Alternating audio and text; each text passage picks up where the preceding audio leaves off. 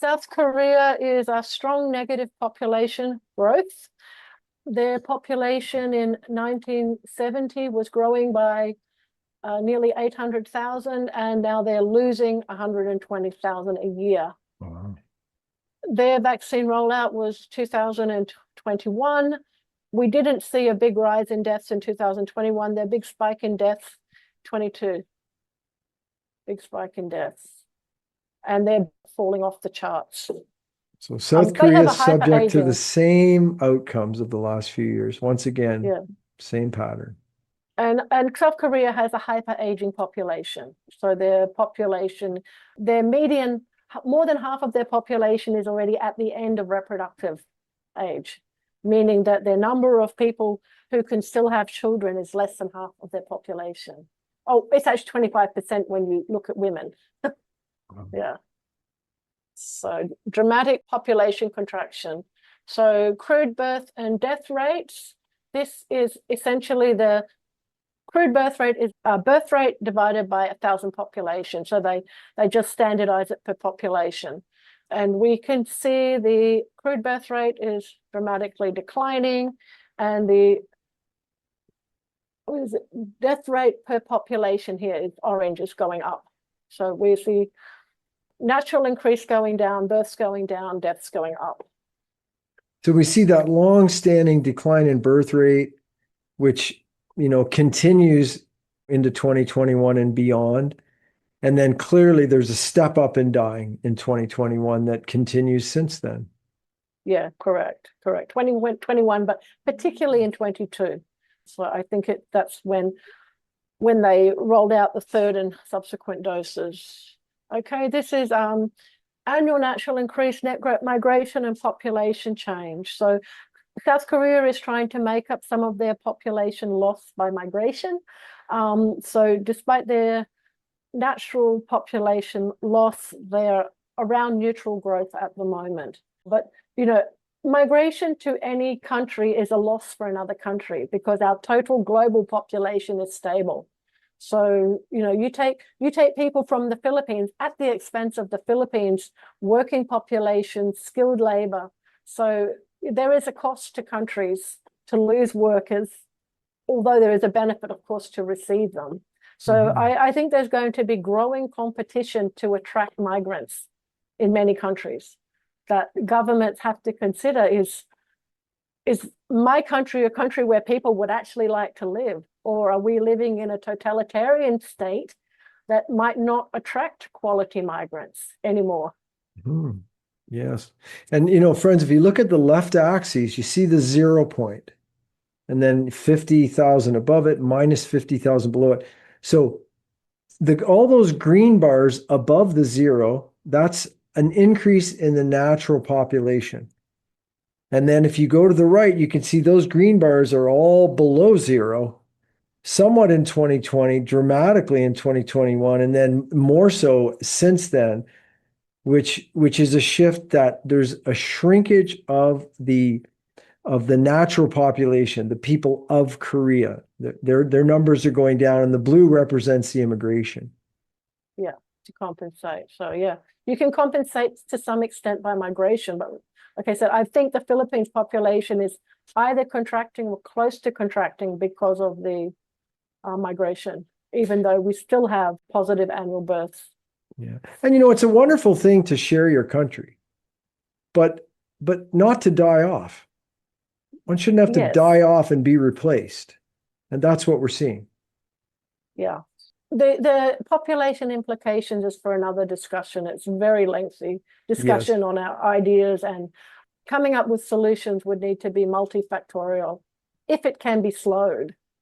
I don't think it can be reversed at this point. It may be able to be slowed and managed. Okay, Korea monthly deaths, births, and new doses of COVID vaccine. Now, this one is very interesting. This is a death, birth. Oops, I'm back to front here. Sorry, I've got this wrong. Okay, please, I'm back to front, but the births are going down, the deaths are going up. These are the doses of COVID vaccine. And what I'd like you to note is that the spike in vaccine doses, there's a 3-month delay to the spike in deaths. So there is evidence here of a delayed death pattern. I didn't see it so clearly in other countries. Yeah, and if I can just point out, Sally, you just mentioned your slides are impeccable, but on this one, I believe there is a little symbol error because blue is deaths Yeah, and I'm back to front. orange is birth. So the two little labels on the left, the picture of the baby and the wrong, picture of the correct. thing, flip them over, and then you see what's happening is the blue line, the deaths, it spikes up after the injections like everywhere. It stays up like we've seen everywhere else, and the birth rate comes down and keeps coming down after the injections. Yes. So this is the third dosing. And we can see that the third dosing, oh, I'm also back to front on this one, sorry. But the third dose, we see a spike in death, very clearly matching the dose. Yeah. Friends, again, on the left side, just switch the pictures. The blue line Yep. is supposed to be the funeral death. stone, and the orange line is the baby's being born. And so you're seeing the same thing. Shots, more death, and then gradually decreasing births.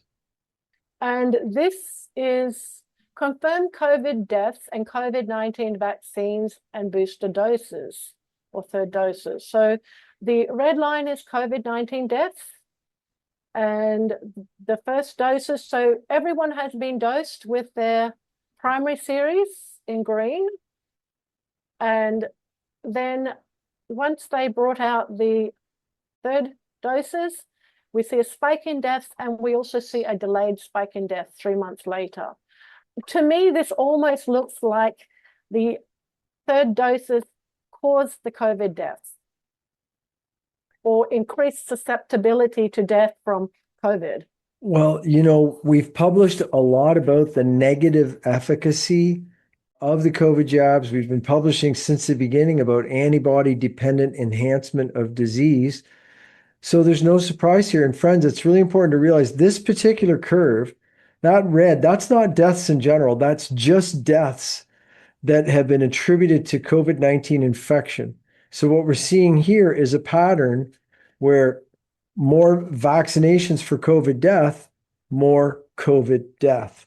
The negative efficacy. And I think that's so important, friends, to realize is, except for some very narrow windows of time, these injections increase your risk of infection, serious disease, hospitalization, and death from COVID.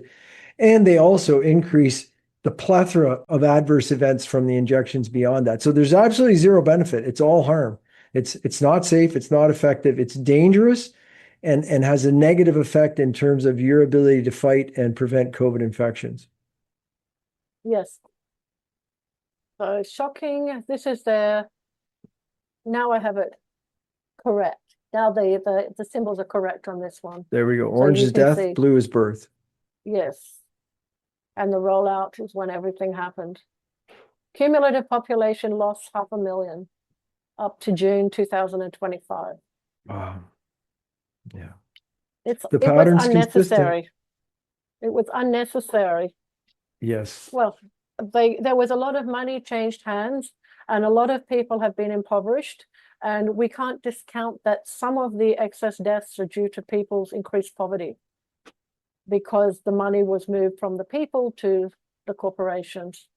Yeah, that's so true, Sally. We focus a lot on the impact of the genetic injections. But that's not the only thing of the COVID operation that hurt people. I mean, there's the protocols, there's the obstructive treatments, there's the crushed economies, there's the losses of jobs, there's the depression, the suicide, the overdoses.